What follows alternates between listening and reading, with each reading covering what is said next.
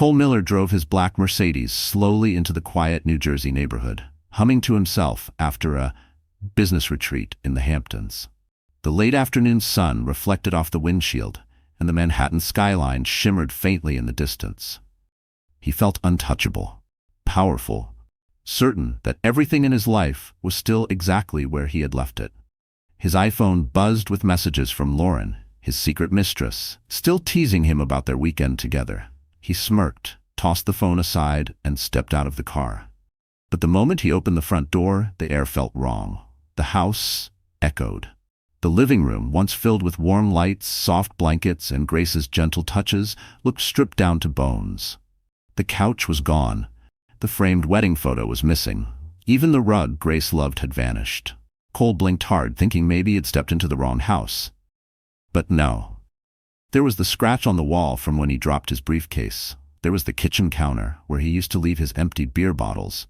Just empty. He called out, "Grace? Honey?" His voice bounced off bare walls. He walked deeper into the house, heart thumping louder with every step. The kitchen cabinet stood open, plates and glasses missing. The nursery upstairs, once painted a soft beige, was bare. Not a crib, not a blanket, not even the tiny shoes Grace bought for the baby. Then he froze. On the kitchen island sat a thin stack of envelopes. One of them bore his name. The others were addressed to his wife. But the top envelope had red letters stamped across it. Notice of default. Cole ripped it open, his hands trembling. It was from a private lender he had secretly borrowed from after losing money in a bad investment. The lender claimed he had failed to make recent payments and threatened legal action. But how did Grace get these? Why were they here? He grabbed his phone and dialed Grace. The call didn't even ring. It went straight to a robotic message. "This number is no longer in service." Panic crept up his spine. He stormed outside, nearly tripping over his own feet.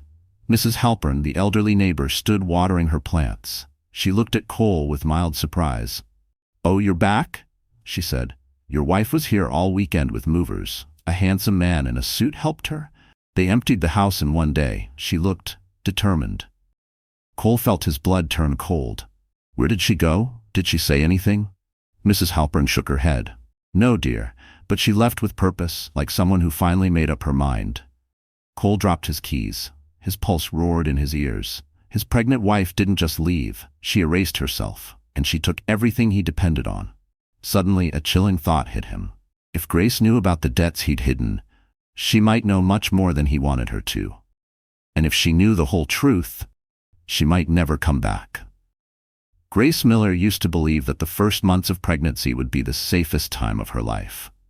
She had imagined warm evenings in their suburban New Jersey home, soft music, gentle talks about baby names, the smell of chamomile tea drifting from the kitchen. But 3 months before she vanished, the air inside the Miller household had already begun to harden into something cold and brittle, like glass waiting to crack. It started subtly. Cole came home later than usual, smelling of cologne he didn't own. He had always been ambitious, but lately ambition had turned into obsession. He talked non-stop about getting promoted at the Midtown Manhattan office, about needing to look the part, about networking with the younger team members. Grace tried to be supportive. She rubbed her growing belly each night and whispered, "Your dad is working hard for us." But deep down, unease curled inside her. One Thursday evening, she prepared a simple dinner: grilled chicken, steamed vegetables, and the rosemary bread she knew Cole liked. She lit a small candle on the dining table to make the house feel warm. When Cole walked in, he didn't even take off his coat before announcing, "I already ate." He tossed his Mercedes key fob on the counter, barely glancing at her. She tried to ask about his day, but he brushed past her, already scrolling on his iPhone. She watched him disappear into his office, the door shutting with a soft but deliberate click. As the candle flickered in the quiet, Grace felt a loneliness she couldn't name. The following week brought more tension.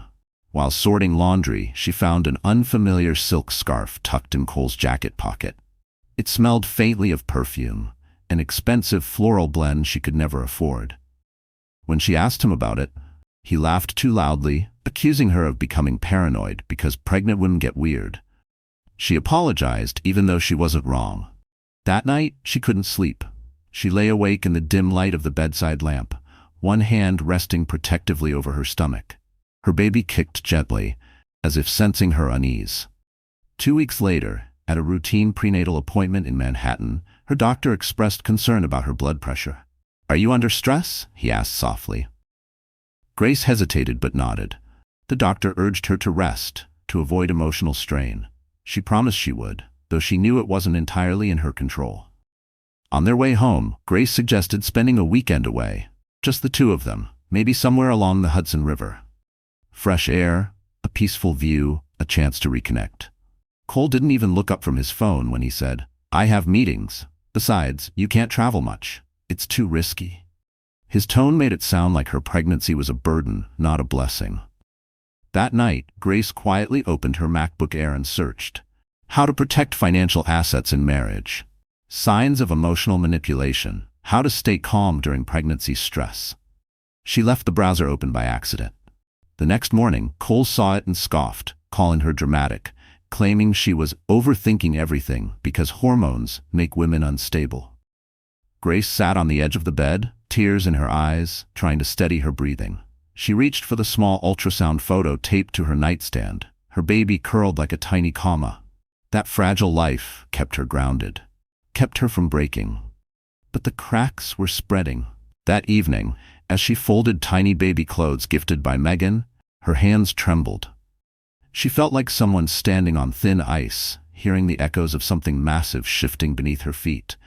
And she couldn't shake the feeling that something far worse was coming, something she wasn't prepared for at all. Because deep down, Grace sensed that Cole wasn't just drifting away. He was hiding something that could destroy everything. For weeks, Grace had tried to convince herself she was imagining everything. She blamed exhaustion, hormones, her growing fears. She wanted so badly to believe Cole was simply stressed, not unfaithful. But the truth always finds its way to the surface, usually in the smallest, most unexpected details. It happened on a quiet Tuesday evening. The winter wind was tapping against the kitchen windows, and Grace was folding freshly washed baby blankets, soft cotton ones with tiny stars printed on them. She tried to focus on the comforting routine, humming softly to calm herself. But her stomach tightened when she heard the garage door open earlier than usual. Cole walked in wearing a crisp new suit she had never seen before. His hair was styled, his shoes polished, and his tie looked like something from a luxury boutique in Midtown. He looked too intentional, too prepared for what he claimed was a normal day at the office. "Big meeting?" Grace asked carefully, trying to keep her tone neutral. Cole shrugged, already loosening his tie as he grabbed a beer from the fridge. "Client dinner. Long day. Don't start with questions. I'm tired." She swallowed her hurt and returned to folding, but her eyes kept drifting to his suit jacket tossed carelessly over a chair. A corner of paper stuck out of the pocket. She didn't want to look.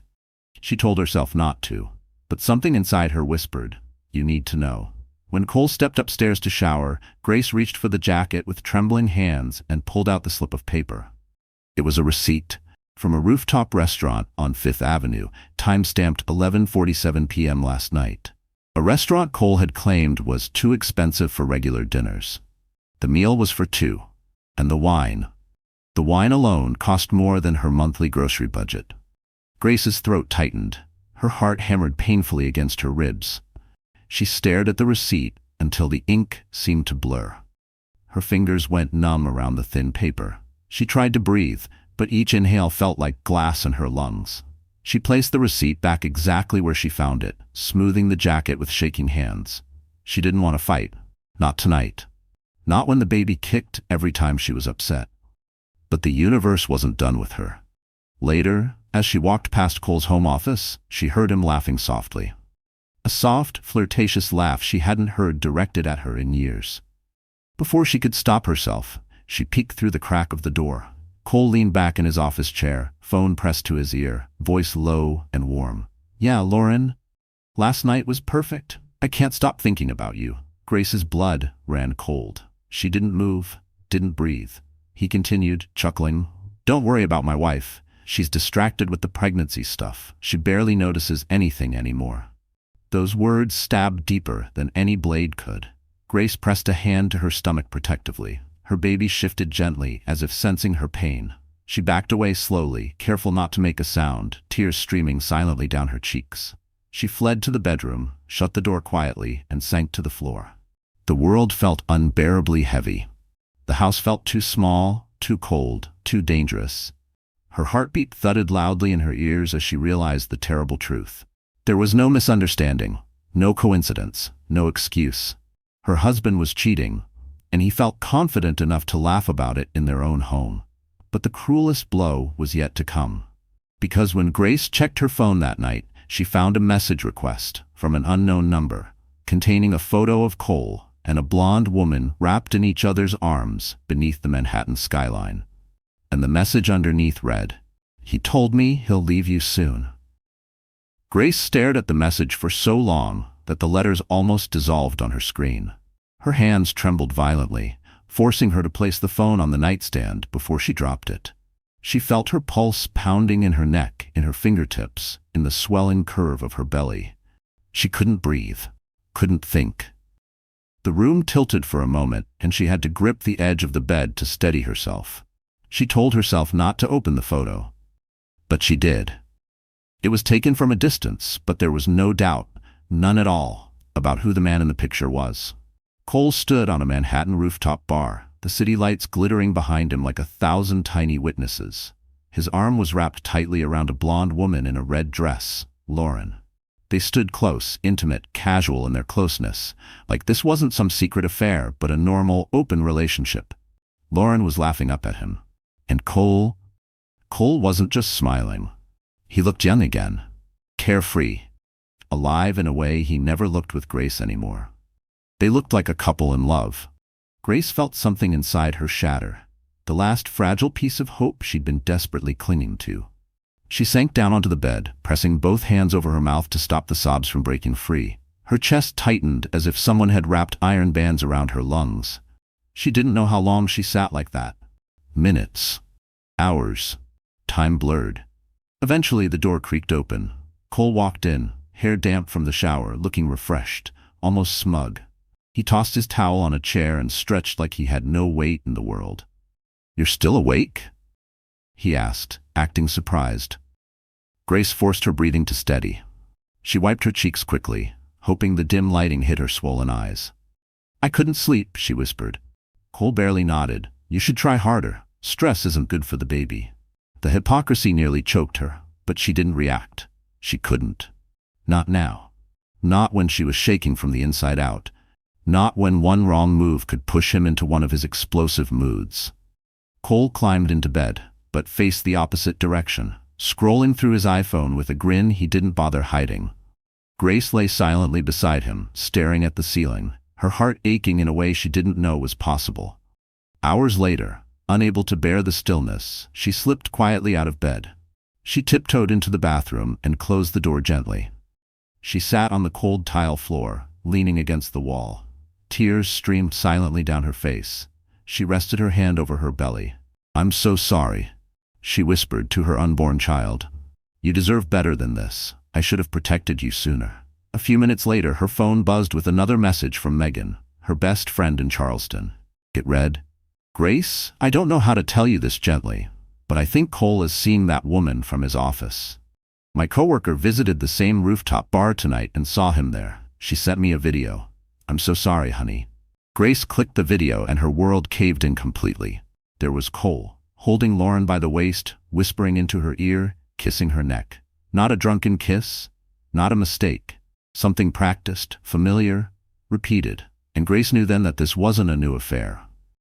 It was something deep enough for Cole to risk their marriage, their baby, their life. Her breath hitched. She suddenly felt dizzy, so dizzy she had to grip the sink to pull herself up. She splashed cold water on her face, staring at the mirror. The woman looking back at her seemed fragile, drained, and heartbreakingly alone. But in her eyes, through the tears, there was a small burn of something new. Resolve. A spark of quiet fury. A whisper of, "You can't stay here anymore." Because the rooftop photo wasn't just proof of betrayal. It was the moment Grace realized that loving Cole was killing her, and staying would destroy her and her child completely. Grace didn't sleep at all that night. She lay awake until dawn, watching the first thin line of light slip through the blinds. Her body felt heavy, drained, as if grief itself had weight. Her baby shifted gently inside her, a small reminder that she wasn't alone, even though she had never felt more isolated in her life. By the time Cole walked downstairs the next morning, Grace sat at the kitchen table, fingers wrapped tightly around a warm cup of chamomile tea. The steam rose in slow, fragile curls, the only softness left in the room. She had rehearsed what she wanted to say for hours, but when she saw him, freshly shaved, well-rested, humming under his breath, her throat closed. Still she tried. "We need to talk," she said softly. Cole didn't even look at her. He poured himself coffee, added too much sugar, and leaned on the counter scrolling through his iPhone. "About what?" Grace swallowed. "About the rooftop, the picture, Lauren." That made him pause. Slowly, he set the phone down and turned to her with an expression somewhere between annoyance and boredom. "Oh God," he sighed. "We're doing this now?" Grace clenched her fingers around her mug. "I saw the photo, Cole. You were holding her, you were kissing her." His jaw tightened for a brief second, but then he smirked. "You're blowing everything out of proportion. It was a work event. She had too much to drink. I helped her stand. That's it." "That's not what the photo shows," Grace whispered. Cole rolled his eyes. "Grace, you're pregnant. Your hormones are insane. You're paranoid about everything. You're imagining half of what's happening." The words hit her like a slap. Gaslighting. Again. Grace felt her lips tremble. "I heard you on the phone last night. You told her the evening was perfect. You said I was too distracted to notice anything." Cole froze. For the first time, a crack appeared in his mask. But instead of apologizing, instead of looking ashamed, he went on the offensive, hard. "You were eavesdropping?" he snapped. "Seriously, that's sick, Grace. Real sick. Maybe you do need help." Grace stared at him, stunned. This was what he always did, turn everything around until she doubted her own sanity. But today, something inside her refused to bend. "I'm not crazy," she whispered. "You're cheating. You've been cheating." Cole laughed, a cold, humorless sound. "Congratulations, you figured it out. What do you want? A medal?" Grace's breath caught. "I want the truth." "The truth?" Cole leaned in, eyes icy. "The truth is, you've been dragging me down for years. You work part-time. You barely contribute. You complain, you worry, you cling. Lauren actually makes me feel alive." Grace's heart crumpled, each word slicing deeper than the last. "And honestly," he added, shrugging, "the pregnancy hasn't helped. It's been non-stop stress. You act like I'm supposed to worship you just because you're carrying a baby." She covered her stomach instinctively, as if shielding the child from his cruelty. Cole wasn't finished. "Look, Grace, I'm not leaving you now. That would look bad, but once the baby's here, maybe we figure something out, something easier, cleaner, for both of us." Easier, cleaner. He meant divorce, but only when he was ready, when it suited him. A tear slid down Grace's cheek. "You really don't love me anymore, do you?" Cole looked at her with chilling honesty. "I haven't loved you for a long time." Silence fell, thick, suffocating. Grace felt her chest tightening, her breath shortening. She gripped the table to steady herself. But Cole didn't notice, didn't care. He just grabbed his keys, checked his hair in the microwave door reflection, and headed to work like nothing had happened. Before leaving, he tossed one last dagger over his shoulder. "Try not to stress today. It's bad for the baby." The door shut, and Grace sat alone in the quiet kitchen, shaking violently, realizing something she had feared for months. She was married to a man who would rather destroy her than admit what he had done. Grace didn't remember how she got through the rest of that morning. She drifted around the house like a ghost, moving from room to room without purpose, her heart aching with every step. She kept hearing Cole's voice, "I haven't loved you for a long time," echoing inside her skull like a cruel whisper she couldn't escape. By noon, her head throbbed, her hands were shaking, and her baby shifted uneasily beneath her ribs. She tried to steady her breathing, but every inhale felt shallow, tight. The house felt colder than usual, as if the walls themselves were pulling away from her. She couldn't stay there, not with the weight of Cole's words crushing her chest. That was when she remembered Daniel, her cousin, the one person who had always treated her like family. He worked as a real estate and estate protection attorney in Manhattan.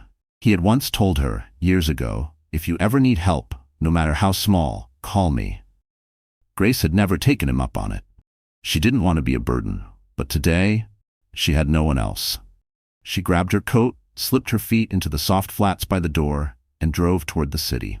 The sky over the Hudson was gray, heavy with the promise of rain. Her hands gripped the steering wheel too tightly, her stomach tight every time she hit a bump. She knew she shouldn't be driving in this state, but staying home felt far more dangerous. Daniel's office was on the 23rd floor of a sleek glass building overlooking Park Avenue. She stepped out of the elevator feeling small, fragile, as if one wrong word could make her collapse. His assistant recognized her immediately and hurried her into his office before even asking for an appointment. Daniel stood when she walked in. He wasn't just surprised, he looked concerned. "Grace, what happened?" That was all it took. The tears came fast, overwhelming, unstoppable. Grace broke down in front of him, covering her mouth with shaking hands as sobs tore through her chest. Daniel didn't rush her. He didn't ask questions. He simply handed her a tissue box, closed the blinds, and waited patiently until she could breathe again. When she finally lifted her head, she looked exhausted, eyes swollen, cheeks pale, shoulders limp. "Tell me everything," Daniel said gently. She did. She told him about the rooftop photo, the video, the scarf, the late nights, the gaslighting, the cruelty, the way Cole dismissed her pain like it was an inconvenience. And when she got to the part where Cole told her he hadn't loved her in a long time, her voice cracked so deeply, Daniel had to look away for a moment. When she finished, the room went quiet. Daniel leaned forward, his expression turning serious, dangerously serious. "Grace, you need to understand something. This isn't just infidelity. Cole is setting up an exit plan." Grace blinked. "What do you mean?" Daniel pulled a folder from his drawer and placed it gently on the desk. "I ran a background check on him a few months ago, for unrelated reasons. I didn't tell you because I didn't want to worry you, but I found something that bothered me." Grace felt her heart begin to race. Daniel continued, "Cole has been moving money, quietly, through accounts in his name and, more recently, in accounts under your name." Grace's stomach dropped. "What?" Her voice barely escaped. Daniel nodded. "If those accounts are flagged for financial misconduct, the law doesn't care who actually made the transactions. The name on the account is responsible. Grace, if you don't protect yourself now, you could be legally tied to his debts, his lies, even possible fraud." The room colder suddenly. Her pulse hammered in her ears. Daniel lowered his voice. "Grace, you and that baby are in more danger than you realize." Tears blurred her vision again. "I don't know what to do," she whispered. Daniel placed a steady hand on her arm. "You don't have to know. You just have to trust me, and you have to let me help you get out before he ruins your future." Grace closed her eyes, her heart aching, her baby kicking softly as if begging her to listen. For the first time, she realized this wasn't just about heartbreak. This was about survival. And Grace understood, with chilling clarity, that staying with Cole could cost her everything. Grace sat frozen in Daniel's office long after he finished speaking. His words echoed in her ears like distant thunder, heavy, looming, impossible to ignore. "Cole is setting up an exit plan. Your name is tied to suspicious accounts. You and the baby are in danger." Danger. The word sent a cold wave down her spine. She'd always known something was wrong, but hearing it from a lawyer, family, someone who had no reason to lie, made it all real. Too real. Daniel spoke gently, choosing his words with care. "Grace, if you stay, he will drag you into whatever mess he's created. When the time comes, he'll protect himself, and only himself. Men like him always do." Grace wiped her tears, but new ones threatened to spill again. "I don't understand how everything got this bad," Daniel sighed. "Because you trusted him, and he took advantage of that." He opened a thin file drawer and pulled out a stack of documents, placing them neatly in front of her. "These are options, not decisions, not demands, just possibilities. But you need to know them." Grace's breathing grew shallow as she scanned the words on the papers. Property listing agreement, financial separation pre-checklist, emergency transfer authorization. She whispered, "You want me to leave him?" Daniel didn't hesitate. "I want you to survive him." Grace's hands trembled as she rested them over her belly. The baby kicked softly, as if urging her forward. She felt torn, between fear and duty, between the life she once imagined and the harsh reality suffocating her. Daniel leaned closer. Grace, if Cole is shifting money into accounts under your name, he's preparing a scapegoat, and you know damn well he won't hesitate to sacrifice you to save himself. Those words stabbed harder than any betrayal, because they were true. Grace closed her eyes. She pictured Cole's face, cold, condescending, his voice accusing her of being unstable, paranoid, dramatic. She remembered him laughing with Lauren, remembered him dismissing her pain, remembered how small he made her feel. And suddenly, for the first time, something inside her snapped into focus. "I want out," she whispered, "but I don't know how." Daniel nodded slowly, relief flickering through his tired eyes. "Then we do it quietly, carefully, and in a way he'll never see coming." He pulled out a legal pad and began outlining step by step. Grace must not confront Cole again. She must act normal, calm, obedient, predictable. Daniel would hire a discreet real estate agent to prepare the house for a silent listing. Grace would pack only essentials in small, unnoticeable amounts. She would quietly separate her finances. She would keep records of everything: texts, emails, audio clips. And when Cole left for one of his weekend retreats, that's when she would disappear. Grace listened, each word like a lifeline thrown into stormy water. But fear still hovered. "Daniel, what if he finds out?" "He won't," Daniel said firmly, "because we're going to move smarter than him." "And Grace," he held her gaze, "you're not as weak as he made you believe." Her throat tightened. For months she had felt small, powerless, trapped. But hearing someone affirm her strength cracked something open inside her, something that had been buried under fear and exhaustion. She nodded, wiping her cheeks. "Okay, tell me what to do first." Daniel exhaled, almost in relief. "Go home, rest, act normal. And when he leaves for work tomorrow, you start cataloging everything you own. The house is in your name, so legally you're safe. Emotionally, it'll hurt, but financially, you have more leverage than he does." Grace blinked. "He always made me feel like the burden." Daniel shook his head. That was part of his control. As Grace stood to leave, Daniel handed her a small black folder. "This is your insurance. Don't open it unless you need to. And Grace, call me if anything feels off, even a little." She nodded again, her heart pounding as she stepped into the hallway, clutching the folder like a shield. For the first time in months, she felt a flicker of empowerment. A quiet fire in her chest, small but growing. As she stepped out onto Park Avenue, the wind was colder than before. But inside her, something warm was awakening. Because for the first time, Grace wasn't just surviving, she was planning her way out. The following week crawled by with a suffocating slowness. Grace moved through the house with careful, deliberate motions, quiet, steady, harmless. She made breakfast for Cole. She folded his shirts. She smiled when he walked past her, even when the edges of her smile trembled. She pretended nothing had changed. Because Daniel was right. If Cole sensed even a flicker of resistance, he would clamp down harder than ever. On Friday morning, everything clicked into place. Cole came downstairs wearing a fitted black sweater, smelling like a cologne Grace had never seen before. He was in an unusually good mood, the kind he only had when he was planning something selfish. He drummed his fingers on the kitchen counter and grabbed his keys. "I'll be gone all weekend," he said casually. "Team-building retreat. Long one. Don't call unless it's an emergency." Grace nodded gently. "I'll be fine," he smirked. "Yeah, you always say that." Then he left, just like that. No goodbye kiss, no glance back. The door closed behind him with a soft thud that felt like liberation disguised as routine. Grace waited. 10 minutes, 20, 30. She stayed completely still, listening to the silence of the house, waiting to make sure he wasn't coming back to grab something he forgot. When she finally stepped toward the window and saw the Mercedes drifting down the street, turning toward the main road, her lungs expanded for the first time in weeks. He was gone. And she had 72 hours. She grabbed her phone. "Daniel," she whispered, "it's time." He arrived in less than 40 minutes, wearing a gray jacket, carrying several folded cardboard boxes and a black leather folder. "We move fast," he said. "If he's at the Hamptons, he won't check in for hours. That gives us the window we need."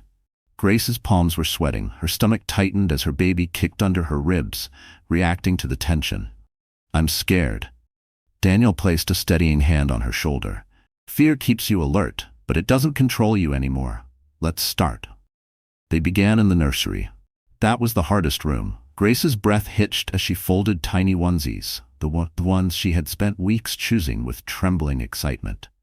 Daniel noticed her shaking hands and gently took over, packing each item like it was something fragile and sacred. "You're doing the right thing," he reminded her softly. She nodded, even when her heart ached. Next, they moved to the bedroom. Grace gathered only what she needed: 3 changes of clothes, her prenatal vitamins, her old iPhone charger, and a small journal she kept hidden under the bed. She left behind the wedding album. She couldn't bear to bring it. Then came the important part: documents, financial statements, passwords, and the small black folder Daniel had given her earlier. When she opened it this time, she found printed screenshots, proof of Cole's fake accounts, transfers, late-night emails with Lauren, even messages suggesting he intended to restructure finances once the baby arrived. Her knees wobbled. He was really going to ruin me. Daniel's jaw tightened, which is why we don't give him the chance. By late afternoon, the house looked strangely hollow, not empty, but no longer a home. As they paused to breathe, Grace glanced out the window. Across the street, Mrs. Halpern watched from her porch, her expression worried. Grace lifted a hand in a quiet wave. The older woman smiled sadly, as if she already knew this goodbye was permanent. By evening, the real estate agent arrived, a discreet woman Daniel trusted. She walked through the house, assessing everything efficiently. "If we drop the price slightly," she said, "I can get this listed tonight, and with the market right now, it could be under contract by morning." Grace nodded, voice trembling. "Do it." The agent gave her a sympathetic look. "You're brave." Brave. Grace had never felt less brave in her life, but there was no turning back. As the sun set, casting long shadows across the empty floors, Grace stood in the center of the living room, hand over her stomach, whispering softly, "We're leaving. We're going somewhere safe." For the first time, she felt her baby respond, not with fear, but with a gentle, almost hopeful kick. And that's when she realized the truth. This wasn't the end of her life. This was the moment she finally stepped into her own. The next morning arrived with a thin gray sky, heavy and unmoving, like the world was holding its breath with her. Grace woke up early, unable to shake the tightness in her chest. The house felt colder, emptier, almost echoing with memories she wanted to forget. Today was the day everything became real. Today, the first moving truck would arrive. Daniel showed up just after sunrise, carrying a thermos of coffee for himself and a warm decaf tea for her. "You slept at all?" he asked. Grace shook her head. "I'm afraid if I close my eyes, I'll wake up and he'll be standing in the doorway." "He won't," Daniel said firmly. "He won't be back for days, and by the time he realizes anything, it'll be too late for him to stop a thing." Grace breathed deeply and nodded. Her baby shifted under her ribs, restless, as if absorbing her nerves. At 9 o'clock sharp, the moving van rumbled down the quiet suburban street. The sound made Grace's heart lurch. She felt exposed, vulnerable. What if the neighbors asked questions? What if Cole suddenly checked the home cameras? But Daniel had already disabled every security device Cole installed, replacing them with a basic offline system he controlled. "You're invisible here now," he reassured her. "Let's keep it that way." 2 movers stepped out of the truck, strong and silent. They followed Daniel's instructions without a single curious glance. Grace watched from the hallway as they carried out furniture piece by piece. The crib, her design desk, the small sofa she bought secondhand years ago, the kitchen table where she once believed family meals would be shared. Every item passing through the door felt like a goodbye. Halfway through the morning, the baby kicked hard, and Grace leaned against the wall, trying to steady her breathing. Daniel noticed immediately. "You need a break," he said, but Grace shook her head. "If I stop, I don't know if I'll keep going." She walked toward the nursery, once the only light-filled space in the house. Now it was stripped bare, just a faint outline of where the crib had been. Her throat tightened. "I wanted this room to feel safe," she whispered. "I wanted him, my child, to grow up in a home that felt peaceful." Daniel stepped beside her. "You're giving him something better," he said softly, "a life without fear." Grace nodded, wiping quickly at her eyes. At noon, the movers finished loading the truck. They handed Daniel the final inventory sheet, and he signed it. Grace watched the doors of the moving truck slam shut with a dull metal thud, a sound that felt strangely final, Like the closing of a chapter she never thought she'd leave behind. Across the street, Mrs. Halpern approached slowly, clutching a basket of blueberry muffins. Her eyes were sympathetic, almost knowing. "You're leaving, aren't you, dear?" she asked. Grace swallowed hard. "Yes, but I can't explain everything." The elderly woman touched her arm gently. "You don't have to. I've seen enough in life to recognize when a woman is running for her safety." Grace's lips trembled. "Will you?" Her voice cracked. "Will you tell him nothing?" Mrs. Halpern straightened her posture, suddenly fierce. "I'll tell him I didn't see a thing." Grace felt warmth spread in her chest, a small, unexpected gift in the middle of chaos. By late afternoon, the house was nearly empty. Only boxes of documents, a few bags of clothes, and her laptop remained. Everything essential was packed into Daniel's car, hidden behind tinted windows. Grace lingered in the doorway one last time. The house felt dead now. Emotionless. A shell of the life she once hoped to build. Daniel touched her shoulder. "Grace, it's time." She nodded. As they stepped outside, a sharp gust of wind swept through the yard, scattering a few leaves across the porch. It felt like the world exhaling, clearing, shifting, urging her forward. And in that moment, Grace realized something with startling clarity. She wasn't running away from her life. She was running toward a future she finally chose for herself. Grace had barely slept the night before, but she forced herself out of bed early. Today wasn't just another day of packing or planning. Today she had a prenatal appointment in Manhattan. One she couldn't miss. Her body felt heavier than usual, her breath shorter, her steps slower. The stress of the past week clung to her like thick fog, tightening around her ribs. Daniel insisted on driving her. "No arguments," he said as he opened the passenger door. "You're not going alone." Grace didn't fight him. She didn't have the strength to. The drive into Manhattan was quiet, except for the hum of traffic and the soft clicking of the turn signal. Grace watched the city's skyline rise ahead of them, usually a sight that filled her with awe. Today it felt like a reminder of everything collapsing around her. Cole's world, Cole's lies, Cole's territory. When they reached the medical building, Daniel offered to go in with her, but she shook her head. "I need to do this alone," she whispered. She stepped into the elevator, surrounded by strangers but feeling utterly isolated. When the doors opened on the 14th floor, the familiar smell of antiseptic and faint lavender greeted her. The receptionist smiled warmly. "Hi, Grace. You're here a little early today." "I just wanted to check in sooner," Grace replied softly, rubbing her belly.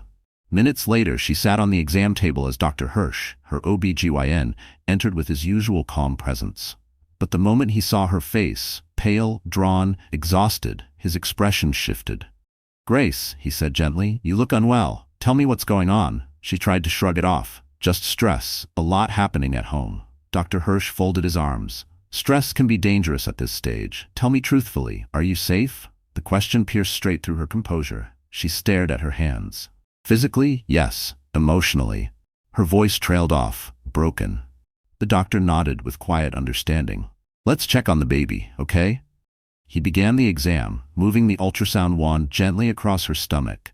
The familiar heartbeat filled the room, a fast, fluttering rhythm that always brought her comfort. But today, Dr. Hirsch's brow furrowed in concentration. "Is something wrong?" Grace whispered, panic rising. He didn't answer immediately. He zoomed in, reviewed the readings again, then finally met her eyes. "Grace, your blood pressure is significantly higher than your last visit, and your stress levels are clearly affecting you physically. You're showing early signs of prenatal hypertension." Her breath caught. "What does that mean?" "It means you need to be extremely careful," he said firmly. "Too much stress can lead to complications. Preterm labor, placental issues, or worse. You need rest, stability, emotional safety. Whatever is happening at home, it's harming you and the baby." Tears welled in her eyes. "I'm trying. I don't know how to control any of it." Dr. Hirsch sat beside her, lowering his voice. "Then you need to remove yourself from whatever's causing this level of distress. I'm serious, Grace. If your home environment is unsafe, emotionally or physically, you must leave it." The words struck her like lightning. Leave. The same word Daniel had said. The same word she'd whispered to herself in the dark. The same word her heart had been begging her to consider. Grace pressed a hand against her belly. The baby moved faintly under her palm. "Doctor?" Her voice cracked. What if leaving makes things worse? He shook his head firmly. Nothing is worse than staying somewhere that puts both of your lives at risk. The exam ended with strict instructions.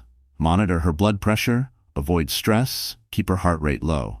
As she stepped out into the hallway, the world felt sharper, clearer, harsher. Daniel stood when he saw her. One look at her face, and he knew. What did he say? Grace swallowed hard. He said, "If I stay in that house, I might not make it through this pregnancy." Daniel's jaw tensed. "Then that decides it." She nodded slowly, feeling her heart pound against her ribs. This wasn't just about betrayal anymore. It was life or death. And Grace finally understood that staying with Cole wasn't an option. It was a threat. That Saturday evening, while Grace and Daniel quietly finalized her escape plan, miles away, an entirely different world shimmered under the golden glow of the Hamptons. Cole stepped out onto the resort deck, overlooking the ocean as sunset painted the waves in copper and rose. Soft jazz drifted through the air, expensive wine glasses clinked, and executives mingled under string lights like they were celebrating victory rather than indulging in irresponsibility. Lauren slid her arm through his, leaning close. "You seem relaxed," she purred. "Guess the wife isn't blowing up your phone today?" Cole chuckled, sipping his wine. "She's probably napping or doing whatever pregnant women do. Honestly, she's barely noticeable these days." Lauren laughed, a sharp, delighted sound. "Good. That means you're free to enjoy yourself." They whispered in corners, shared stolen kisses when no one was looking, and acted like they were already a couple. Cole didn't hide his pleasure. He felt untouchable, safe. He had no idea his world was about to collapse.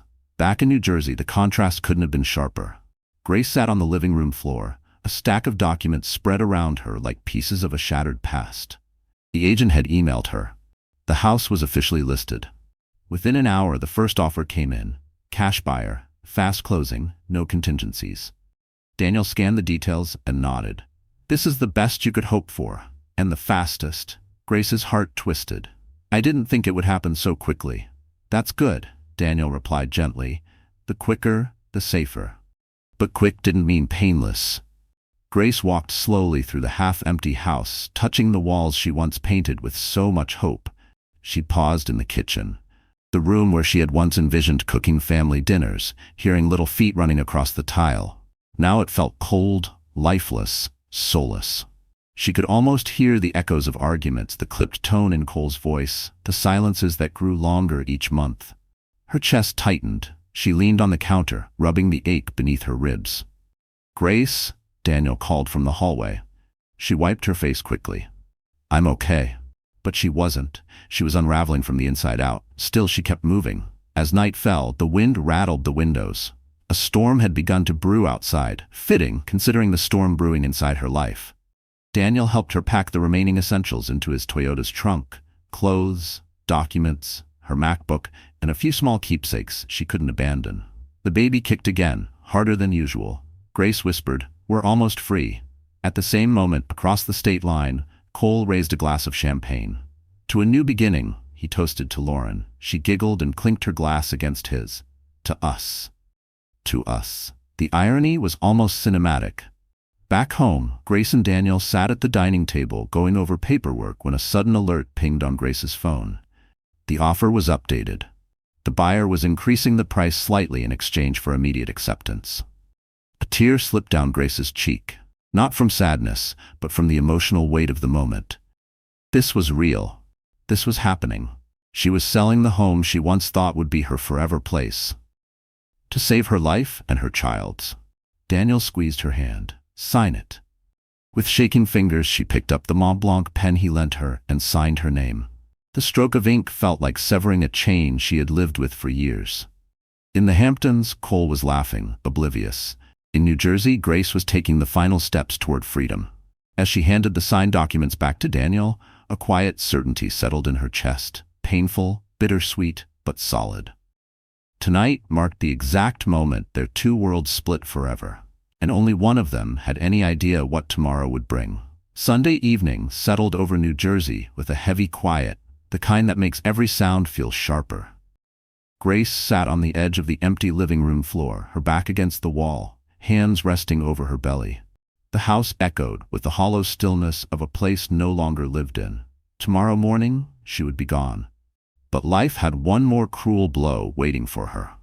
Her phone buzzed. The screen displayed, "Incoming FaceTime, Cole." Every instinct told her not to answer, but fear made her swipe across the screen anyway. Fear that something might have happened. Fear that he somehow knew. The call connected. Cole's face appeared flushed, slightly sunburned, his hair messy from the ocean wind. He was holding a champagne bottle, clearly intoxicated. Behind him, the warm glow of a luxury suite in the Hamptons gleamed, and the outline of a woman's silhouette passed behind him. "Lauren?" Grace's heart clenched so tightly she had to force herself to breathe. "Grace," Cole slurred, smiling far too wide. "Look at you, sitting at home all lonely while I'm out here making deals." She stayed silent. Cole leaned back in his chair, turning the camera slightly. That was when Grace saw it. Lauren on the bed, laughing, wrapped in one of the resort's white robes, with Cole's shirt draped over her shoulders. Something in Grace's chest cracked, sharp and deep. "You know," Cole said, pointing the bottle toward the camera, "life doesn't always go as planned. I mean, maybe we weren't meant to be forever. Maybe we just got married too fast. Maybe I settled." Grace felt her face go cold. "But don't worry," he continued with a drunken grin. "Once the baby's here, we'll figure things out. I'll give you a little place somewhere affordable. You won't need much." "You never did." Grace's throat tightened. "Cole, please stop." But he didn't. He turned the camera fully toward Lauren, who rolled her eyes and asked loudly, "Is she still there? Seriously?" Cole laughed. "Yeah, she's still here. Poor thing, she's so dramatic lately. Hormones make women crazy, you know?" Lauren smirked at the screen. "Tell her hi. Or don't. She looks tired." Grace felt her heartbeat in her skull. She wanted to hang up. She wanted to scream, but her body locked in place. Cole added, "Anyway, I'll be home Monday night. Make sure dinner's ready. Something light. I don't want to come home to a mess." He paused, smirking one last time. "And Grace, try not to stress. You know how fragile you get." Then he ended the call. The room went silent. Grace sat frozen, staring at her reflection in the black screen. She looked pale, broken, hollowed out. Her breath grew shallow. Her stomach tightened painfully. The baby kicked hard, too hard. She pressed her palm to her chest, trying to slow her breathing. Yes, but a wave of dizziness hit her so intensely she had to grip the wall to keep from collapsing. Daniel found her minutes later, trembling, tears silently streaming down her face. "What happened?" he asked, voice sharp with worry. Grace handed him the phone. "He called. He wanted to humiliate me." Her voice cracked. "He wanted me to see her." Daniel's jaw tightened, fury flashing across his features. "He's a monster." Grace wiped her face. "This is it. I'm done. I can't survive one more moment of this." He nodded firmly. "Then we leave tonight." But the moment she stood, a sharp pain shot through her abdomen. She gasped, clutching her stomach. Daniel caught her before she fell. "Grace?" She shook her head, breath trembling. It's okay. The doctor said stress could..." Another pain ripped through her, worse this time. Daniel didn't hesitate. "We're going to the hospital. Now." Grace clung to him, tears spilling freely. "Please, don't let him find me." Daniel tightened his grip. "He won't, I swear." As he helped her out the door into the cold night air, Grace realized something with heartbreaking clarity. She wasn't just escaping a marriage anymore. She was fighting for her life and her child's, while the man who vowed to love her was laughing in another woman's arms. Grace woke in a hospital room hours later, the steady beep of the monitor echoing in the dim light. Her vision blurred for a moment before settling. Daniel sat in a chair beside her, still in the same clothes, dark circles forming beneath his eyes. The storm outside hammered against the windows, each rumble of thunder sounding like a warning. "You're awake," Daniel said softly as he stood. "They stabilized your blood pressure. You and the baby are safe, for now." Grace let out a shaky breath, one hand instinctively moving to her belly. Her baby kicked faintly, alive, fighting, reminding her why she couldn't falter. "What time is it?" she whispered. "A little after 6 in the morning," Daniel answered. "We stayed overnight for monitoring, but we can't stay here long. If Cole comes home early and finds the house empty..." Grace's entire body went cold. She sat up slowly. "We have to go. Now." Within an hour, she was discharged with warnings. Avoid stress, stay hydrated, rest. But rest wasn't an option. Survival was. Daniel helped her into the car, loaded the last remaining bags, and drove her back to the house just as dawn broke, laying a soft gray light over the street. They worked quickly, silently. Everything Grace needed was already in Daniel's trunk. She walked through the house one last time, her footsteps echoing in the emptiness. The nursery was gone, the living room stripped, the kitchen bare, only shadows remained. She reached the front door and paused, staring at the staircase, remembering the nights she cried into her hands, the mornings she forced a smile, the dreams she once had for this place.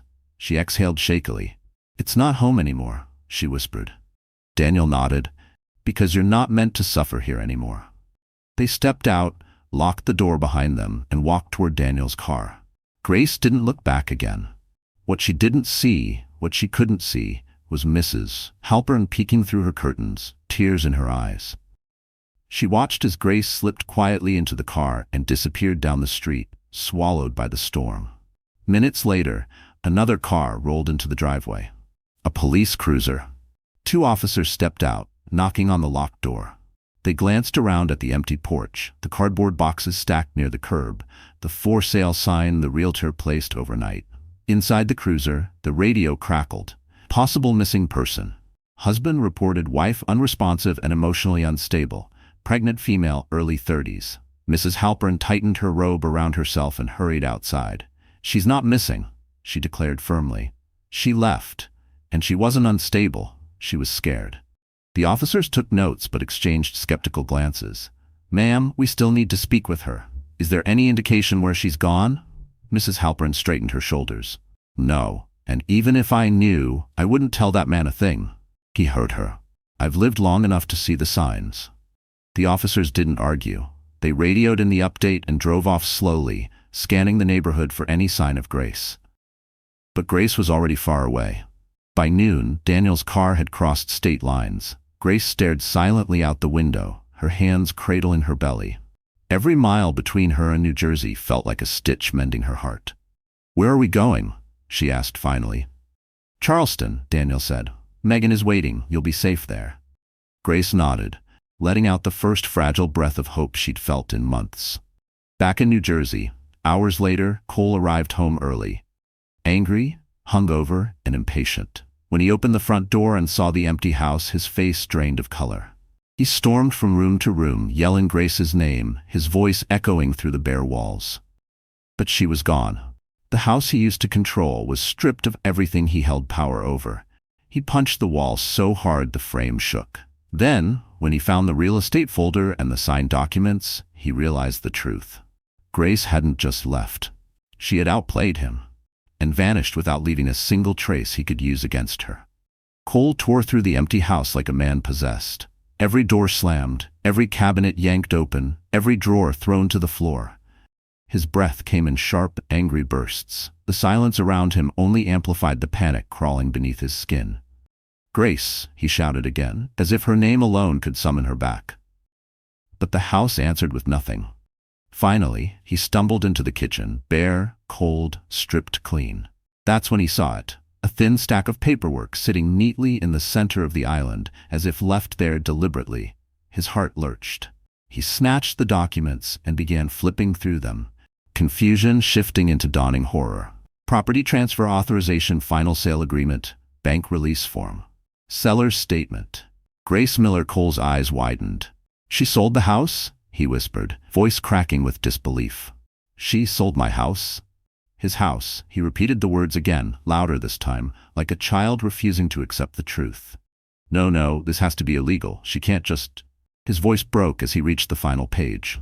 At the bottom, in crisp black ink, sat a single line that sealed his fate. Owner of record, Grace Miller. His mouth went dry. "No," he said again. "That's wrong. That's not." But the next page hit him even harder.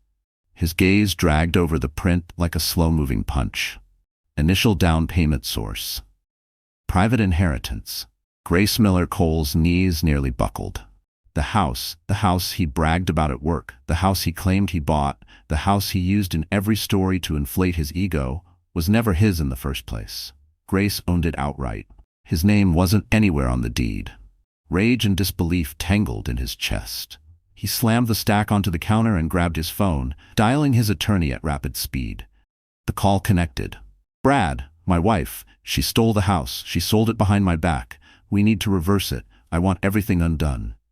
There was a pause, then a carefully measured tone. Cole, you can't reverse a sale when the property was legally hers. Cole froze. What the hell does that mean? Brad sighed heavily. It means she didn't steal anything. The place was purchased under her name only, using her inheritance. You have no ownership claim. None. Cole's grip tightened around his phone until his knuckles turned white. But I paid the mortgage.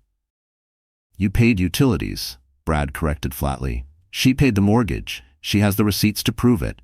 Your financial contribution to the property is minimal. Cole felt the world tilt. But she can't just take the money and run. Brad cleared his throat uncomfortably. Legally, she can. Cole's mouth opened and closed uselessly. This couldn't be happening. This couldn't be real. Grace, the quiet wife he controlled, dismissed, belittled, had just outmaneuvered him in the one area he thought he dominated. And then the next blow landed. Brad lowered his voice. There's something else. An internal audit flagged some questionable accounts in your department. Transfers involving marketing budgets and personal expenditures. Cole's blood ran cold. What does that have to do with? One of the accounts is under your wife's name. Cole went stiff. That's impossible. She doesn't even know. Brad cut him off sharply. Cole, if your wife didn't open that account herself, then someone else did. And if those funds are linked back to you, this could become a criminal investigation. Fraud, misappropriation of company assets. You could face termination or worse. Cole stumbled back, gripping the counter for support. The room spun. Grace wasn't just gone. She wasn't just angry. She had evidence. And she left him to face the consequences of his own lies, alone. The call ended with Brad promising to look into damage control, but Cole barely heard the words. His chest tightened. Sweat gathered on his forehead. For the first time in his life, he felt something unfamiliar. Fear. Real. Gut-deep fear. As the storm thundered outside, Cole realized something terrifying. Grace hadn't merely escaped him. She had dismantled the entire foundation of the life he built. And he never even saw her coming. Charleston greeted Grace with warm air and the soft rustle of palm trees, so starkly different from the cold, empty New Jersey house she'd fled only hours earlier. Daniel drove her through quiet, historic streets until they reached a small brick building near the waterfront. The bottom floor was a cozy bookshop with tall windows and string lights glowing gently inside. A wooden sign read, Harbor and Hearth Books. Megan burst out the door before the car even parked. Grace, she cried, running toward her. Her arms wrapped around Grace with the kind of hug only lifelong friends can give, tight, grounding, full of unspoken understanding. Grace's breath hitched. I'm so glad you're here. Megan cupped her cheeks. You're safe now. You hear me? Safe. Daniel helped Grace out of the car and carried the bags up the narrow staircase beside the shop. At the top was a small but charming apartment, exposed brick, warm lighting, a tiny balcony with a view of the slow-moving river. It wasn't luxury, it wasn't large, but the moment Grace stepped inside, she felt something she hadn't felt in months. Peace. She ran her fingers along the windowsill, taking in the soft glow of the room. It's beautiful, she whispered. It's yours as long as you need it, Megan said. No rent, no questions, just rest. Grace swallowed hard. She wasn't used to kindness anymore. It made her knees weak. As Daniel unpacked boxes, someone knocked gently on the open door. Grace turned and saw a tall man in a navy flannel shirt, a bit of stubble on his jaw, dark hair tucked loosely behind one ear. His eyes, a warm, steady brown, met hers with quiet gentleness. Hi, he said, offering a shy smile. I'm Evan. I own the bookshop downstairs. I heard we had a new upstairs neighbor. Grace forced a small smile. Hi, I'm Grace. Welcome, Evan said softly. If you need anything at all, I'm just downstairs. Noise, groceries, help carrying things, don't hesitate. She nodded, surprised at how comforting his voice sounded. Calm, warm, safe in a way she hadn't expected from a stranger. Daniel came over and shook his hand. Thanks for letting her stay here. Evan shrugged modestly. Everyone needs a place to land sometimes. Grace felt her chest tighten, not with fear this time, but with an unfamiliar softness. A reminder that the world still had decent people in it. After Evan left, Megan made tea while Grace sat on the couch, cradling her belly. The baby kicked gently, like approving the quiet around them. Grace exhaled slowly. I don't know how to start over. You don't need to, Megan said. You just start breathing again. The rest will come. Daniel added, I'll handle everything in New Jersey. Cole will try to look for you, but legally, he can't touch you right now. And financially, you're on solid ground. The house sale went through. Funds are secured in your name alone. Grace blinked back tears. Thank you, both of you. As night settled in, Megan headed downstairs to close the bookshop, and Daniel left to check into a nearby hotel. Grace stood on the small balcony, breathing in the scent of salt water and magnolia trees. Quiet, warm air brushed her skin. The city hummed softly with life. For the first time since discovering Cole's betrayal, Grace didn't feel hunted. She felt hidden, protected, alive. She turned toward the glow coming from the bookstore window below. Inside, Evan stacked books gently, humming to himself as he worked. The sight, simple, gentle, normal, made something tighten sweetly in her chest. She didn't know him. She wasn't ready for anything. But the feeling of safety radiating from that little shop, it soothed her. She whispered to her unborn child, We're going to be okay, I promise. And though she didn't know it yet, the quiet life above the bookshop wasn't just a hiding place. It was the beginning of a new chapter, one she never imagined she'd have the strength to write. While Grace found fragile calm in Charleston, Cole's life in Manhattan began to unwind at terrifying speed. It started on Monday morning when he returned to the Midtown office expecting a normal workday. He walked briskly into the sleek glass building, adjusting his tie, confident he could charm his way through anything, as he always had. But something felt wrong the moment he stepped out of the elevator. People were whispering. Eyes slid toward him, then away just as quickly. Conversations paused when he walked by. He caught snippets. Is it true? HR meeting? Lauren? Audit? Cole's stomach tightened. He forced a cocky smirk and entered his office, only to find 2 envelopes waiting on his desk. One white, one red. The red one made his pulse spike. Before he could open it, his phone buzzed. From HR. Mandatory meeting. Conference room B. Now. Cole grabbed his jacket and marched down the hall, irritation darkening his expression. But when he opened the conference room door and saw who was waiting inside, all the arrogance drained from his face. HR director, chief financial officer, head of compliance, a company lawyer, and Lauren. Her eyes were red from crying. Cole, the HR director said without greeting, please have a seat. He hesitated. What's going on? The CFO folded his hands. We're conducting an internal investigation into misappropriated marketing funds. Cole's throat tightened. What does that have to do with? We traced several transfers, compliance cut in. Funds used for unexplained travel, restaurant bills, unauthorized expenses, many tied directly to your personal outings. Cole forced a laugh. You're kidding. This is a misunderstanding. No, the lawyer said firmly. It's not. Lauren shifted in her seat, eyes glossy with shame. Cole, they questioned me all morning. He stiffened. And what did you say? I told them the truth, she whispered. About the trips, about the dinners, about us. The room spun. You what? The HR director leaned forward. You were romantically involved with a subordinate. That alone is grounds for disciplinary action.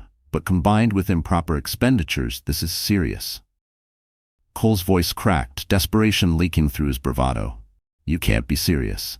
I'm one of the top performers here. Not anymore, the CFO replied coldly. You've become a liability. Lauren flinched. She wouldn't meet his eyes. Effective immediately, HR continued. You are suspended pending further review. Badge, keys, company laptop. Hand them over. Cole slammed his palm against the table. This is insane. You're basing all of this on rumors. The compliance officer slid a manila folder across the table. Not rumors. Documentation. Cole opened it, and the color drained from his face. Printouts of receipts he thought he hid, transaction logs from accounts he used, photos of him and Lauren at the Hamptons. And the worst, transfers tied to the fraudulent account under Grace's name.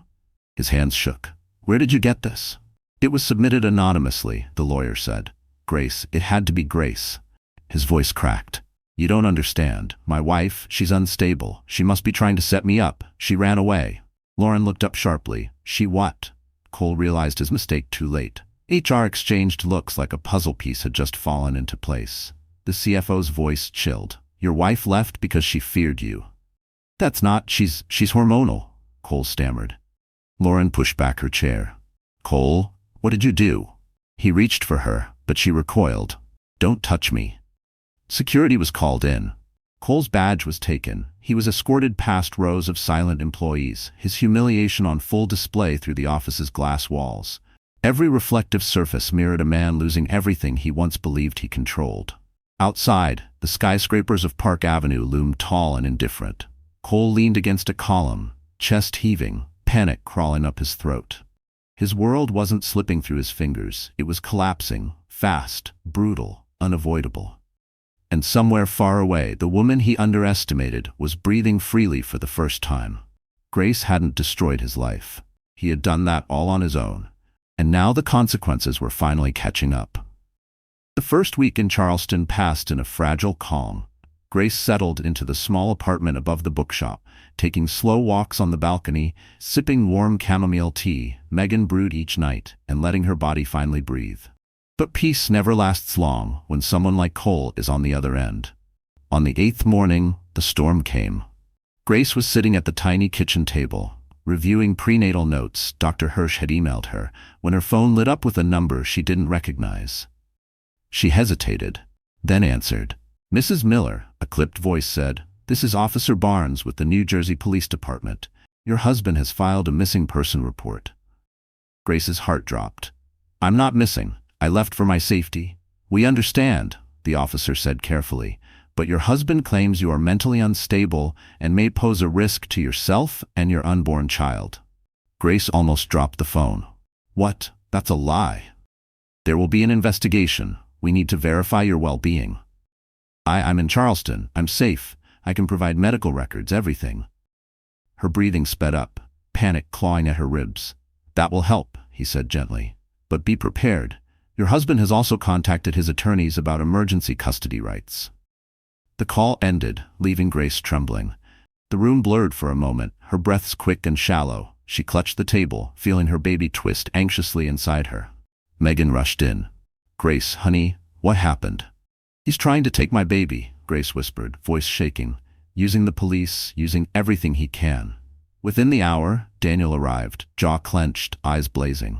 He filed a missing person report and an emergency custody petition, that bastard. Grace wiped her eyes. "What do I do?" "You fight," Daniel said, dropping a thick folder onto the table. "And fortunately, you're not fighting alone." He opened the folder, revealing documents, screenshots of Cole's emails, photos of transfers from the fraudulent account, receipts from luxury outings, HR reports. Daniel had discreetly collected after speaking with his own legal contacts in New York. "Cole's reputation is falling apart," Daniel said.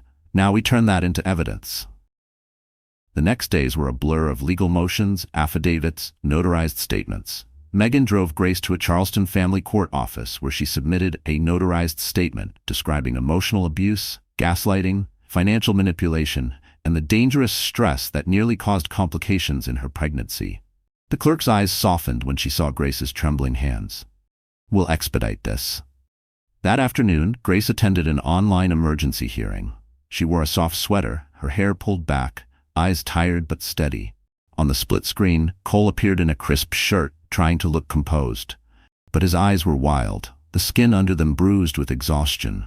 "Your Honor," Cole began dramatically, "my wife is unstable. She fled without medication, without support, putting our unborn child at risk."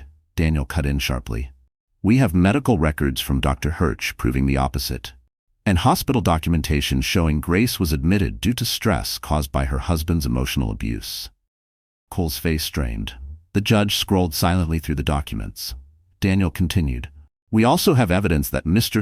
Miller engaged in an inappropriate relationship with a subordinate at his company, resulting in his suspension, and misappropriated funds using accounts under Grace's name." Cole slammed his fist on his desk. "She's lying. All of it." The judge raised a hand. "Enough." Cole froze. After a long pause, the judge spoke with calm finality. "Mr. Miller, based on the evidence provided and your wife's medical condition, Grace Miller will retain temporary full custody. You will have no visitation rights until a psychological evaluation is completed. Additionally, your missing person claim is dismissed." Grace's breath caught. Cole's eyes filled with panic. "You can't do this to me." "Mr. Miller," the judge said coldly, "you did it to yourself." The screen went dark as the hearing ended. Grace burst into tears, not from fear, but from the first touch of relief she'd felt in months. Megan wrapped her arms around her, and Daniel placed a reassuring hand on her shoulder. "It's not over," Daniel said gently. "But today, you won." Grace pressed a hand to her belly, whispering to her child, "We're safe, you're safe." Because for the first time the law had seen the truth, and Cole realized he wasn't just losing control, he was losing the war he started. The days after the emergency hearing should have brought peace, but instead the world around Grace grew heavier. Her sleep became shallow, broken by flashes of fear, visions of Cole pounding on doors, of police knocking at midnight, of losing her baby because her heart couldn't handle the stress. Megan tried to distract her with gentle routines: afternoon tea on the balcony, slow walks, quiet evenings surrounded by the calming smell of old paper drifting up from the bookshop below. And for a while, Grace felt her body easing, her breath deepening. Even the baby moved differently. Less frantic, more rhythmic, comforted by the quiet environment. Then came the flight. Grace had to return to New York for a required in-person court-related medical review. Daniel offered to fly with her, and she reluctantly agreed, knowing it was unavoidable. They left Charleston at dawn, Grace moving slowly through the airport, one hand always braced against her belly. On the plane, she tried to breathe steadily, resting her head against the cool window. Daniel read over legal notes beside her, keeping a protective eye on her every movement. "You okay?" he asked. "Yes," she lied. The flight was smooth at first, then the turbulence hit. The plane jerked sharply, rattling overhead bins. Grace's pulse skyrocketed. Passengers gasped, gripping armrests. Daniel held her hand as the aircraft shook again, harder this time. The lights flickered. A baby cried somewhere behind them, the sound piercing the trembling air. Grace tried to breathe, but a stabbing pain shot across her abdomen, then another, sharper, deeper. Her breath hitched. "Daniel, something's wrong." His head snapped toward her. "Where?" "My stomach, it hurts, oh God." He signaled the flight attendant, who rushed over. Grace doubled forward, gripping the seatbelt. Sweat gathered along her hairline. Her vision blurred. She couldn't get enough air. "Ma'am, are you in labor?" the attendant asked urgently. "No, it's too soon. It's too soon," Grace gasped. The turbulence worsened, rattling the ceiling panels. Daniel's voice grew tight. "We need medical help now." The attendant grabbed the intercom. "If there is a doctor on board, please press your call button." A woman in a navy sweater hurried over. "I'm a pediatric resident. Let me see her." She knelt beside Grace, speaking calmly as she checked her pulse, her breathing, her abdomen. "Her blood pressure is spiking," the doctor said urgently. "She needs emergency care the moment we land." Grace's fingers dug into the armrest. Pain pulsed lower now, sharp, rhythmic, terrifying. Her breaths came in shallow gasps. "Stay with me, Grace," Daniel said, squeezing her hand. "We're almost down." But it didn't feel like almost, it felt like forever. Her mind swirled with images: her empty New Jersey house, Cole's laughter in the Hamptons, her baby's ultrasound sound, Evan's soft smile downstairs in the bookshop. She whispered weakly, "Please, don't let anything happen to my baby." The doctor leaned closer. "You're strong. Your baby's strong. Just hold on." The plane dipped sharply as the captain announced an emergency priority landing. Tires screeched as they hit the runway, the cabin pitching forward. The moment the aircraft stopped, paramedics rushed aboard. Grace was lifted onto a stretcher, panic clawing up her throat. Daniel stayed beside her, refusing to leave her hand. At the hospital, fluorescent lights blurred above her as the stretcher rolled through halls. Nurses swarmed, machines beeped, her chest tightened. She fought to stay conscious. "Grace," a nurse said firmly, "your baby's heart rate is elevated, but stable. We need to calm your blood pressure." Daniel bent beside her. "You're doing great, I'm right here." A tear escaped down Grace's cheek. "I'm scared." "I know," he whispered, "but you're not alone." Slowly, painfully, her breathing steadied. The monitor softened, her body stopped trembling. After what felt like hours, the doctor returned. "The baby is okay. But you were close, too close. You cannot endure another spike like this." Grace exhaled shakily, pressing her hand to her belly. Daniel's voice was low, shaken. "This is the last time we travel. No more hearings. No more risks." Grace nodded weakly, because tonight had proven a truth more terrifying than any legal battle. She was fighting for 2 lives, and one more wrong step could cost her everything she was trying so desperately to protect. Grace spent 3 more days in the New York hospital, recovering slowly under the glow of soft ceiling lights and the steady rhythm of fetal monitors. Daniel stayed by her side, taking calls in the hallway, emailing legal teams, making sure Cole couldn't push another emergency hearing or corner her into traveling again. Megan sent voice notes filled with warmth and jokes, trying to keep Grace's spirit steady. But the real storm was brewing outside hospital walls. Cole? He had filed yet another petition, this time demanding immediate joint custody, claiming Grace had kidnapped their child across state lines. It was a desperate move, and desperation always smells obvious in court. On the morning of the hearing, Grace sat in a wheelchair, pale but resolute. The doctor insisted she shouldn't attend in person, so the court allowed a secure video link from her private hospital room. A nurse helped set up the tablet while Daniel straightened his suit, preparing for war. Cole appeared on the screen first, disheveled, anxious, and furious. His lawyer sat beside him, flipping through paperwork with a tense jaw. Cole attempted composure, but his eyes were wild. He looked like a man suffocating in his own decisions. Grace swallowed hard. Even through a screen, being near him made her pulse spike. Judge Holloway entered the virtual courtroom, stern and calm. "We are here to review custody, financial obligations, and allegations from both sides. Mr. Miller, your petition is first." Cole leaned forward. "Your Honor, my wife has withheld my child from me. She fled the state without notifying me and—" Daniel interrupted with precision. "Your Honor, we have medical documentation proving Grace fled due to emotional abuse, manipulation, and significant health risks caused by Mr. Miller's behavior." Grace's nurse handed Daniel the doctor's notes. He slipped them into view for the judge. Judge Holloway adjusted her glasses. "Mr. Miller, these reports state your wife's life was at risk due to stress. And further, there are police notes confirming you filed a false missing person report." Cole's cheeks flushed. "She was missing." "No," the judge said sharply. "She left. For her safety. And yours is not the first case where a controlling spouse used false reports to regain power." Cole opened his mouth, but Daniel spoke again. "We also have evidence of Mr. Miller's financial misconduct." He placed another stack of documents before the camera. Screenshots, transfer logs, emails from HR, Lauren's written statement detailing the relationship, and Cole's use of company funds for personal outings. Cole lunged forward. "That's not real. She lied because she's bitter." Daniel raised a brow. "She submitted these voluntarily, Mr. Miller, under oath." Cole's panic shifted quickly into rage. "She set me up. Grace is unstable. She can't even take care of herself." Grace flinched, but didn't break. Daniel's voice hardened. "Yet she managed to protect her assets, secure medical care, and comply with every legal requirement, while you are currently suspended from your company and under internal investigation." The judge lifted a hand for silence.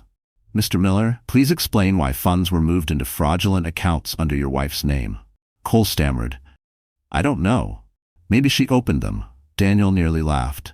"She didn't know the passwords to her own accounts, but she opened an offshore one from your work computer?" Judge Holloway frowned deeply. "This is becoming concerning." Cole's lawyer finally spoke for the first time. "Your Honor, we request a recess." "Denied," the judge said firmly. The room went quiet. Finally, Judge Holloway folded her hands. "Based on the evidence, and given Mrs. Miller's vulnerable medical condition, the court grants Grace Miller full legal and physical custody. Mr. Miller shall have supervised visitation only, pending psychological evaluation and resolution of the ongoing financial investigation." Cole's face collapsed. "And furthermore," the judge continued, "due to misconduct and attempted manipulation of legal systems, Mr. Miller is ordered to pay temporary spousal support and full medical expenses for Mrs. Miller and the unborn child." Grace inhaled sharply, tears filling her eyes, but this time they weren't from fear. Cole slammed his fists on the table. "This is unfair. She's ruining my life." Judge Holloway's voice cut through him like cold steel. "No, Mr. Miller. You ruined your own life. This court is merely acknowledging the consequences." The hearing ended. Daniel placed a comforting hand on Grace's shoulder. "It's over. You're free." Grace exhaled a long, trembling breath. She rested her hand on her belly as her baby shifted softly beneath her palm. Justice had finally found its way to her. And Cole had finally received the price for every cruelty he ever inflicted.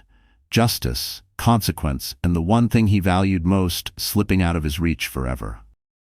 Grace returned to Charleston 2 days after the final hearing, exhausted but lighter, as if a 100-pound weight had finally been lifted off her chest. When Daniel wheeled her through the airport, she breathed in the warm southern air like it was the first real breath she'd taken in months. The sky above the historic rooftops glowed with the soft gold of late afternoon. For the first time, the world didn't feel dangerous. It felt open, wide and waiting. Megan rushed toward her the moment they reached the curb. "You did it," she whispered, hugging Grace carefully around her shoulders. "You're home. Home." The word no longer scared her. Back at the apartment above Harbor and Hearth Books, Grace stood by the balcony and listened to the gentle hum of evening traffic, the distant call of seagulls, and the soft rustle of pages drifting up from the shop below. The atmosphere wrapped around her like a warm blanket. Over the next few weeks, her body healed. Slowly, steadily. Her blood pressure stabilized. The baby's heartbeat grew stronger, steadier. She slept through the night for the first time in months, waking without panic clawing at her throat. Every morning, she wandered downstairs to the bookshop, drawn to its warmth. Evan always greeted her with a gentle smile and a soft, "Good morning, Grace." He never pried, never pushed. Sometimes he'd leave a cup of peppermint tea at her table as she read quietly by the window. Sometimes they talked about things that had nothing to do with pain, small things, human things.